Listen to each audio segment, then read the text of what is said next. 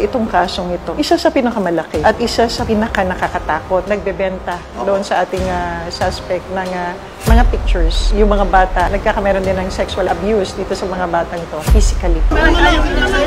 Ang pinakabata, 9 years old. Mabubulok sa kulungan tong taong to, sinisigurado namin yon. Sa impormasyong aming nakuha, 111 yung mga naging biktima. May mga hindi pa po sila na-trace, na hindi pa counted po sa 111.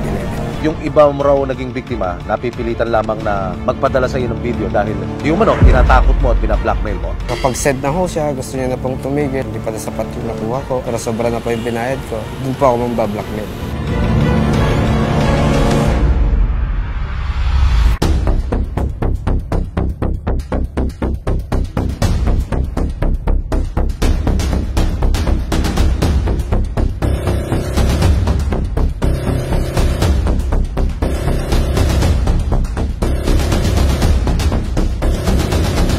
Pangalan po yung tao ito ay Teddy Mejia.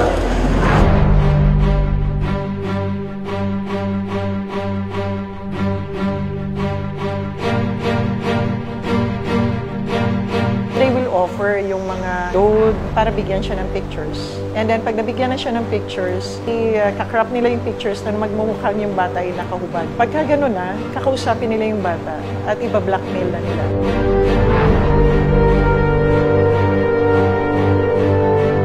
At usually, itong nangyayaring ito, i-video pa nila or la-live stream nila.